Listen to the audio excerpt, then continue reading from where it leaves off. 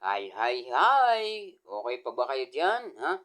Sa atin pong sandatahang lakas ng Pilipinas na ngayon po ay talaga namang parang lumalabas na sila pa ang nagkakamali sa ginawa po nilang inkwentro. Sa lihitimong inkwentro na naganap diyan po sa area po ng Negros Occidental. Before anything else ay binabati po natin yung ating po mga comrades na sabi nga po natin ay mga kaibigan po natin na anti-communist at talaga namang tumututol sa mga maling gawain po ng komunista dito po sa bansa po natin. Ayun, tatalakayin po natin mga kababayan ko ito pong sinasabi ni Teddy Bear. Imbestigahan daw po yung naganap na lihitimong naganap na labanan dyan daw po sa Negros sa Taboso. Ha? At bakit daw po tila naubos lamang yung kanilang hukbo ng ganun-ganun lamang at para ba namang hindi nakapanlaban sa atin po mga kasundaluhan. Ayun, tayo po ay may napanood na videos. Excuse me. Yung videos po na yon ay hawak ng ABS-CBN ngayon. Kung mapapanood nyo po ay merong palitan po ng mga putok doon sa video. At yung pong nagbibideo ay mga sibilyan doon o mga masa doon sa area. Kinopyright na lamang po yan ng isang sabi nga natin ay TV station. Ayan, mga kababayan ko, tayo po ay may mainit na pag-uusapan. At tila ba itong ginagawa ng Communist Party of the Philippines, napakalalakas po ng loob na mag-demand sa atin po mga kasundaluhan na paimbestigahan nila ito pong naganap na labanan o lihitimong naganap na labanan sa pagitan ng New People's Army at ng kasundaluhan dyan po sa Tabuso, sa Negros Occidental. Bakit ba ang lakas ng loob na mag-demand nitong mga communist terrorist group ganong itinuring na terorista ito pong CPP, NPA, NDF dito po sa bansa po natin? Ay bakit ngayon ang lalakas po ng loob nilang mag-demand na paimbestigahan yung naganap na lihitimong labanan na naganap diyan po sa Tabuso sa Negros Occidental? Ano ang karapatan ng communist at itinuring na communist terrorist group na mag-demand sa pamahalaan ng Pilipinas na paimbestigahan yung naganap na labanan diyan sa Tabuso? Yan yung malaking question mark, mga kababayan ko. Ano ang papel ngayon ng CPP, NPA, NDF sa bansa natin? At para bang sila yung batas ngayon? Hindi ba ito yung nakakatakot, mga kababayan ko? Yung tipong magigising ka na lang balang araw, communist country na ang Pilipinas. Ito yung nakakatakot, mga kababayan. Dahil nga ang gusto ni Teddy Bear ay paimbestigahan itong lihitimong enkwentro na naganap diyan sa Taboso. Dahil nga, yung 19 na hukbo nila ay sabi nila para lang daw manok na natumba lahat. Hindi man lang daw nakapanlaban. So, ibig sabihin na yung pasabilis nila dyan sa Taboso ay hindi na gumagana. Ayaw na ng masa na makialam pa sa usapin ng NPA at sundalo. Ayaw nang makialam. Yun yung isa nakikita ko dyan. Kaya yan, it's either na yan ay nakubkub ng tropa o naupihan na nandidiyan sa area pero napakahina ng intel ng New People's Army. Ano ba? Sino ba ang mga intel ng New People's Army sa area? Masa po. Mga pasabilis po nila na masa.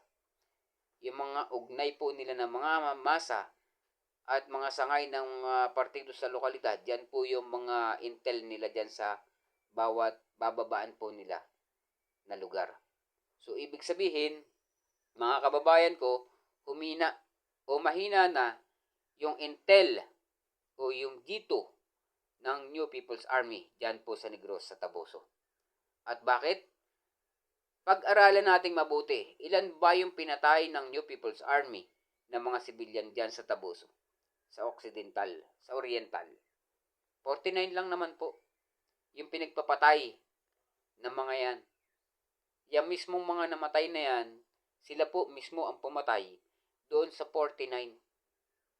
Kasama na yung ilang senior citizen na pinagpapatay po ng mga yan. Pero ngayon, nagtatanong po tayo, ang human rights, bakit ba hindi man lang nag-iingay doon sa 49 na civilian na pinagpapatay ng New People's Army? Mas madami yon, unlike mo dito sa 19 na pumatay doon sa 49. Na kung tutuusin, mas dapat mag-ingay ang human rights dahil doon sa 49 na pinatay ng New People's Army. Pero anong ginagawa ng human rights? Nag-iingay sila kanino? Doon sa pagkamatay ng 19 na miyembro ng New People's Army. So, baliktad, di po ba? At ngayon, parang nadidiin pa at mali pa itong mga kasundaluhan o yung 79th IB na nakalaban ng New People's Army dyan sa area. Parang minamali pa ngayon ng human rights. At parang lumalabas pa po ngayon, mga kababayan ko, na mali yung nangyaring inkwentro. Aba, sa totoo lang mga kababayan ko, ngayon lamang po ako nakakita o nakarinig ng ganitong uri ng mga demand dito po sa bansa po natin. Pinaiimbestigahan yung mga lehitimong nagaganap na labanan. Bakit? Bakit nakakapag-demand ang isang communist terrorist group o itinuring ng Pilipinas na communist terrorist group ng CPP, NPA, NDF sa AFP? Bakit nakakapag-demand po sila ng ganyan? Na imbestigahan yung naganap na labanan. Instead na ang pag-imbestigahan ay yung 49 na pinagpapatay ng mga sibilyan ng New People's Army. Dapat yun ang imbestigahan, hindi ang lehitimong naganap na labanan kontra sa New People's Army o sa communist terrorist group nila. Yun po ang dapat na imbestigahan at hindi yaang mga kasundaluhan. Ang dapat na imbestigahan yung pumapatay ng 49 na sibilyan. At ang pumatay noon ay mga New People's Army na namatay na yan. Yung 19 yan na namatay, yan ang pumapatay doon sa 49 na sibilyan, dyan sa Negros Occidental. Bakit tila ngayon ay baliktad? At itong mga kasundaluhan ng pinaiimbestigahan na di umano ay lumabag daw sa international humanitarian law. Ay po, shit na buhay ito. Ngayon lang po ako nakakita ng ganyan. Mga kababayan ko. Sa tinagal-tagal ko nang nabubuhay dito po sa bansa po natin, 45 years old na po ako. Pero ngayon ko lang nalalaman na may puwersa pala o lakas pala ang communist terrorist group dito po sa bansa po natin na magpaimbestiga. Ang inutusan pang mag-imbestiga mismo ay ang atin po mga kasundaluhan. Aroy, Diyos ko!